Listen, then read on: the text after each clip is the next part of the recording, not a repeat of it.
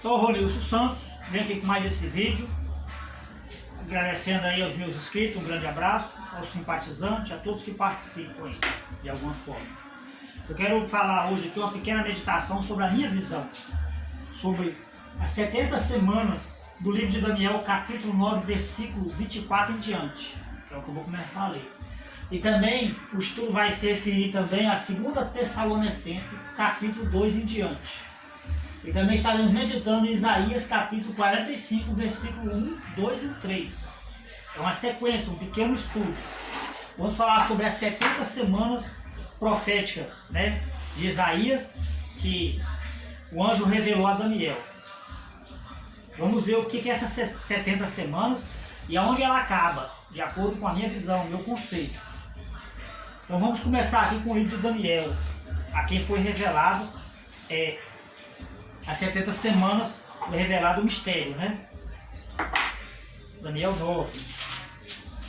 Acompanhe comigo aqui, ó. Daniel estava orando, estava cativo na Babilônia, no tempo que Nabucodonosor os conquistou e os fez cativos na Babilônia. E Daniel começou a orar e clamar pelo Todo-Poderoso Yahvé dos exércitos, para poder conseguir a interpretação das escrituras que já existia. Eu acreditava que ele estava lendo Isaías 45. Então ele começou a orar, a jejuar, a se humilhar, com pano de saco, né, e cinza debaixo de si, sem comer, sem beber nada. Ele começou a implorar, a invocar, a suplicar o Eterno para que lhe desse a interpretação dessa visão, dessa profecia. E o anjo Gabriel lhes apareceu dizendo: Gabriel, eu vim te revelar porque tu és muito amado. E desde o dia que você começou a orar, a se humilhar, são ouvidas as tuas orações. Eu vim te dar a interpretação dessa visão. E Gabriel falou bem assim, ó: 70 semanas estão determinadas sobre o teu povo e sobre a cidade santa, para fazer cessar a transgressão, para dar fim aos pecados, para exterminar e extirpar a iniquidade, para trazer a justiça eterna, para selar a visão e a profecia. Então o anjo revelou para ele, né, que 70 semanas de anos estaria determinado para tudo se concluir, toda a profecia. Quando se fala findar as profecias, é tudo que diz respeito ao Messias se cumprir. Aí findou-se as profecias, porque profecia se refere ao Messias. Então quando o Messias pegar o reino, entregar o reino ao Pai, e o Pai ser tudo e sobre todos, aí então findou-se aí as 70 semanas, né, de anos. Então nós vamos entrar nesse estudo aí e examinar o respeito dessas 70 semanas. Não é os 70 anos de cativeiro, não, é 70 semanas. Então vamos aqui no 24 aqui, cadê? 70 semanas estão determinadas, né, até o fim, para dar fim no pecado, nas transgressões, na profecia, né? Saber e entender, desde a saída da ordem para restaurar e para edificar Jerusalém até ungido ao príncipe, 7 semanas e 62 semanas. Ó, desde a ordem, não, desde o decreto. Quem deu o decreto foi o Criador. O anjo veio anunciar, né, que o decreto já tinha sido promulgado. Então o anjo anunciou a Daniel que o decreto foi promulgado, foi sancionado. Então, para poder ele preparar o rei Ciro, para poder executar esse decreto. E a ordem saiu de Ciro para poder reconstruir Jerusalém, o templo. Então você vê que desde o decreto do Pai Eterno, que revelou a Daniel, o decreto, até o ungido, esse ungido é Ciro. É Ciro. Eu vou mostrar aqui que esse ungido é Ciro. Não é o Messias não, o ungido é Ciro. Aqui, ó. Isaías 45 diz assim, ó: assim disse-á ao seu ungido, a Ciro, a quem tomo pela mão direita, para abater as nações ante a sua face, e desfazer os lombos dos reis, para abrir diante dele as portas que não se fecharão. Eu irei adiante de ti, endireitarei os caminhos tortuosos, quebrarei as portas de bronze e despedaçarei os ferrolhos de ferro. dar-te-ei os tesouros escondidos e as riquezas encobertas, para que saibais que eu sou Iá dos exércitos, que te chamou pelo teu nome. Então o Eterno já tinha prometido um libertador para o povo cativo da Babilônia. E esse libertador é Ciro, que invadiu Babilônia, conquistou o mundo inteiro. Esteve na mão de Ciro.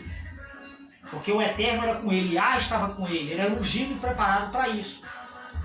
E ele era um rei bom, um rei temente. Né? Não era cruel como os demais. Então Ciro foi levantado pelo Eterno, um instrumento do Eterno, para poder governar as nações e libertar o povo Yahudi, o povo hebreu, que chamam de judeu, para poder restaurar Jerusalém, que chamam de Jerusalém, e para reconstruir o templo. Então ele anunciou, Ciro, né? Ele anunciou pelos seus arautos, nas suas províncias, que todo judeu que quisesse retornar, que ele estaria dando a ordem, estaria executando o decreto do Criador, né? Estaria cumprindo assim as profecias. Então você viu que foi Ciro, né? O ungido. Então desde o decreto até o ungido, que é Ciro, foi 7 semanas, que dá em torno de 49 anos. Aí desde do início da reconstrução até o nascimento do Messias, mais 62 semanas. Então concluía-se o quê? 69 semanas. Restava só uma. E essa uma que nós vamos estudar, porque ela é polêmica. Existem várias teses aí, várias interpretações, mas nenhuma bate. E eu tenho que trazer a minha também. Aí cabe cada um examinar.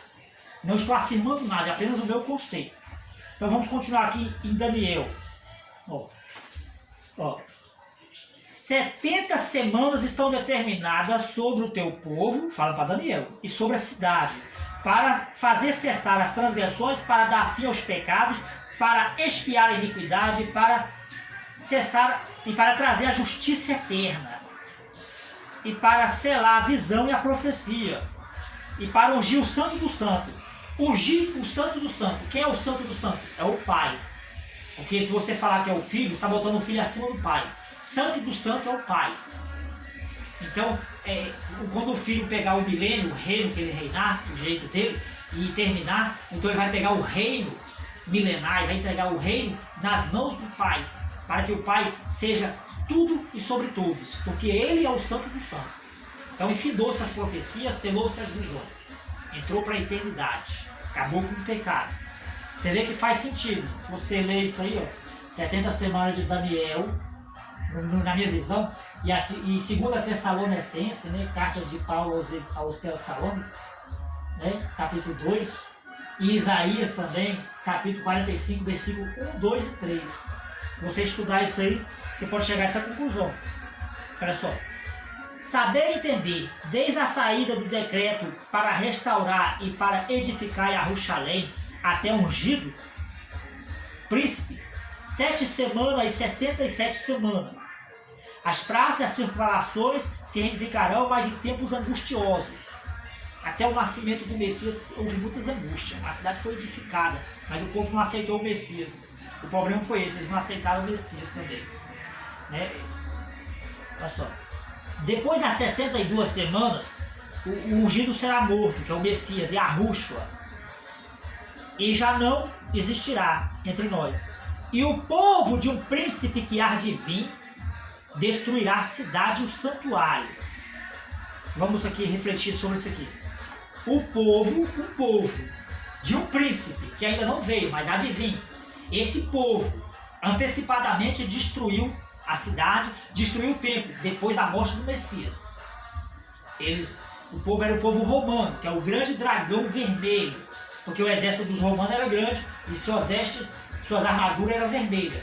Então por isso que fala o grande dragão vermelho, que parou de frente à mulher. E realmente eles conquistaram Jerusalém e Judá e estavam sobre a sua jurisdição naqueles tempos de Herodes, né? Então por isso que eles se consideram como um grande dragão, um grande império vermelho. Era a cor dos soldados romanos, seu império, dos seus soldados. E parou de frente e tentou matar a criança. Quando a mulher deu à luz, ele tentou matar a criança. Aí o pai arrebatou a criança e escondeu da visão da serpente de Satanás. Né? Escondeu ele no lugar oculto. Mas era o povo romano. E o Israel estava sobre, o povo Judá, Jerusalém estava sobre a sua jurisdição. que esse mesmo dragão, esse mesmo povo, perseguiu o povo, perseguiu o ministério do Messias, que veio restaurar o nome do Pai. Eles mataram o Messias, mataram os discípulos, mataram os apóstolos, pegaram as escrituras, criaram a Bíblia, queimaram as escrituras, tiraram o tetragrama sagrado e adaptou o título Senhor e o título Deus, que é Zeus, e também o Jesus, que vem do aramaico, né? Que não é de Yehoshua, e não é Yehoshua. Então, esse povo foi um dos piores inimigos para o povo hebreu. Dos piores inimigos foi o povo romano, que hoje são os europeus, né? E eles estão na liderança até hoje, porque eles criaram o cristianismo. Eles criaram o cristianismo. Não existia o cristianismo, não existia a Bíblia. Então eles usaram de malícia e tomaram a vinha, tomaram o ministério dos sacerdotes, dos hebreus. Porque os sacerdotes, os fariseus, os escribas, tomaram a vinha do Criador, por causa do tesouro, por causa da abundância de riqueza que enchia os cofres do templo. Então os romanos foram e tomou deles também. Tanto que o pai enviou os mensageiros, enviou o filho para tentar resgatar a vinha, e eles mataram o filho, mataram os mensageiros. Aí os romanos veio e tomou a vinha deles, cresceu o olho no comércio. Aí criaram a Universal, que é católica. Criaram a Universal, que é católica, para abranger todas as nações. E hoje já está quase generalizado o cristianismo. Aí Lutero saiu com o protestantismo apenas para espalhar o veneno da serpente, para abranger mais adeptos. Mas o segmento é o mesmo. É as asas da abominação, o cristianismo. Vamos continuar aqui, ó. Cadê? Cidade santuário. Até o fim haverá guerra, desolação estão determinadas. Então esse tempo que a gente está vivendo é tempo de desolação, de pestilências, de morte, de fome, de injustiça, de terremotos, muitas guerras como a gente está vindo. Essa é a primeira metade da última semana. E ela é de milênio. A primeira metade da última semana é de milênio. Nós estamos em 2000, lá até 3000 e meio. Mas nesse tempo vai acontecer muitas catástrofes, muitos terremotos, muitas mortes, guerras, pestilências, fome, injustiça, o amor se esfriará, né? A apostasia se alastrará, o amor se esfriará. Então essa é a metade do reinado da besta, que não está ainda personificada, não se manifestou personificada, mas já está atuando, como eu vou ler lá em Tessalonicenses, vocês vão entender. Então olha só. Ele fará firme uma aliança com muitos. Essa aliança que essa besta, que esse povo, está falando do povo aí, vai fazer com as nações, é quando levantar o terceiro templo. Eles vão erguer o terceiro templo, aí vai voltar o sacrifício e a oferta de cereais, a oferta de manjares. E todas as nações vão adorar os seus deuses ali, vão cultuar os seus deuses ali, vão adorar e servir e ofertar ali. Porque vai ser uma grande aliança entre as nações, com muitos povos, que esse povo, né, europeus irá fazer com eles, que é o povo do príncipe que há de vir. Então vai haver essa aliança. Então todos vão sacrificar ali, porque Zeus, Theos, Deus, Deus, God, Alá, é tudo um só. É tudo um só para eles. Para eles é o Criador e não é. Então eles vão adorar tudo em Jerusalém, vai ter essa concordância, essa aliança. Mas ele vai quebrar essa aliança, presta atenção, entendeu? Ele fará firme aliança com muitos por uma semana. Na metade da semana fará cessar o sacrifício e a oferta de manjares. Então, quando ele vier se personificar, se materializar, então ele vai cessar o sacrifício. Vai perseguir tudo que se chama Deus, se adora ou seja objeto de culto. Não vai respeitar a fé das pessoas. E ele vai querer ser único. Ele vai se assentar no trono do terceiro templo já levantado. Ele vai se assentar no trono, querendo se passar pelo Criador. E as pessoas vão acreditar nele. Porque ele vai vir com todo o engano, com toda a malícia, com toda a ciência, com todo o poder político, carismático. Vai vir uma pessoa de forte influência política, muito carismático, convincente, de grande influência política. Quer dizer, vai ser uma espécie de super-homem.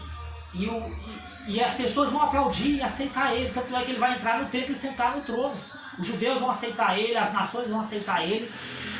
Aí ele vai quebrar essa aliança, né? E vai querer se passar pelo Criador. Porque ele é o Messias dos romanos. É esse Jesus que está sendo pregado. É o Messias do romano, é o falso Messias. É o usurpador, enganador. Então vamos continuar aqui, ó. Ele fará firme aliança com muitos por uma semana, e na metade da semana fará cessar o sacrifício e a oferta de manjarem. E sobre as asas da abominação virá o assolador, vai se materializar. Eu acredito que sobre as asas da abominação é sobre a religião, sobre o cristianismo, que já está propagando, já está preparando um caminho para ele. Então, sobre essas asas, né, do falso evangelho, da abominação desoladora, né, que está propagando o evangelho falso, ele vai vir sobre essas asas da abominação.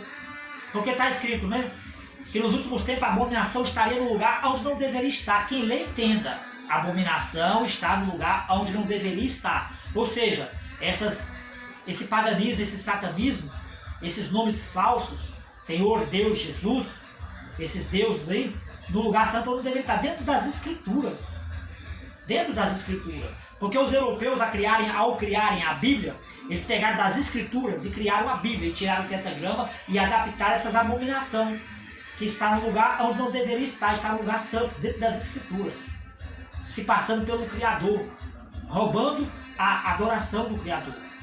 Porque Satanás, houve uma batalha no céu, Satanás perdeu a batalha e foi lançado sobre a terra, e ele veio cheio de cólera, grande ira, e sabendo que pouco tempo lhe resta, furioso, sedutor, e saiu a seduzir as nações, enganando as nações. Tomou o reino com engano, tomou o reino do mundo com engano. Porque ele disse: se te prostrar e me adorar, a ti eu te darei as riquezas, porque a mim foi entregue. O mundo jaz do maligno. Então ele criou essas coisas toda, essa conspiração toda. Vamos ver aqui em Tessalonicenses, fala sobre ele, sobre essa besta que virá. Diz assim, ó, Tessalonicenses, capítulo 2 em diante. Ó. Agora, irmãos, a respeito da vinda de Yahushua, o Messias, o Salvador, e do nosso encontro com ele, pedimos a vocês o seguinte: não se perturbe facilmente, nem fiquem assustados se alguém afirmar ou dizer que o arrebatamento chegou. Talvez alguém diga que nós tenhamos falado isso, ou proferimos, ou anunciamos quando evangelizamos, ou escrevemos isso em alguma carta nossa. Não deixe que ninguém os engane com nada disso, pois antes desse dia terá que acontecer a apostasia e a revolta contra Iar dos exércitos, o Criador, e terá que aparecer o perverso anticristo, que está condenado aí para o inferno. Ele será contra tudo que as pessoas adoram, cultuam, contra tudo que elas acham que é divino. E ele vai se colocar acima de todos, e até mesmo vai entrar no santuário e se assentar no trono, e afirmando que é o Criador. Que coisa, né, irmão? Você viu o que está escrito aqui? Hã? Que ele vai se assentar no trono, dizendo que é o Criador, né? E já está sendo preparado o caminho dele, está vindo sobre as asas da abominação, que é o cristianismo. O cristianismo é uma seita. É uma seita. Isso é confusão, isso é casa dividida que não subsistirá. Olha só. Ó. Vai acontecer primeiro, ó. Antes dele vir, vai acontecer primeiro o quê? A apostasia, a revolta contra Iar, né? Iar está derramando o seu espírito, está trazendo o seu nome à tona de novo, está trazendo o verdadeiro evangelho, mas o povo do sistema religioso vai botar a igreja contra a verdade. Então vai haver uma perseguição. Vai haver ainda muita perseguição ainda contra a verdade, a revolta contra Iar, porque eles vão se revoltar, eles não vão aceitar a verdade, né? E isso vai acontecer. Aí continua aqui embaixo. Por acaso vocês não se lembram que eu lá já tinha lhes falado isso quando estava convosco?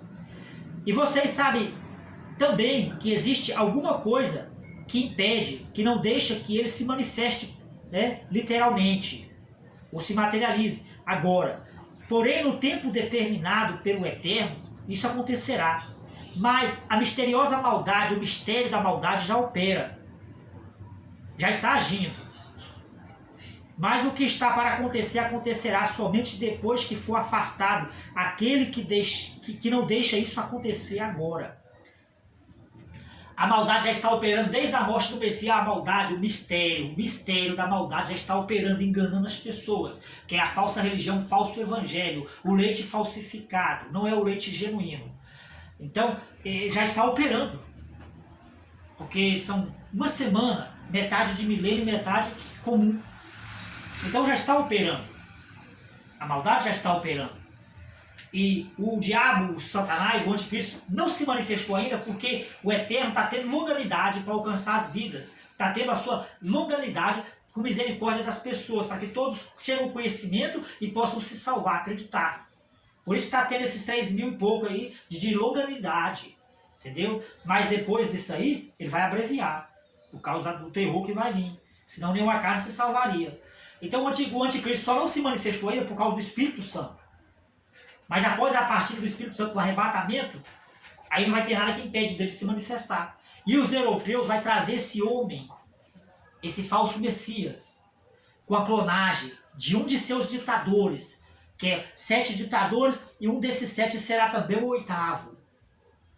Então vai trazer por meio de clonagem, por meio científico. Só que eles vão perder o controle sobre esse homem.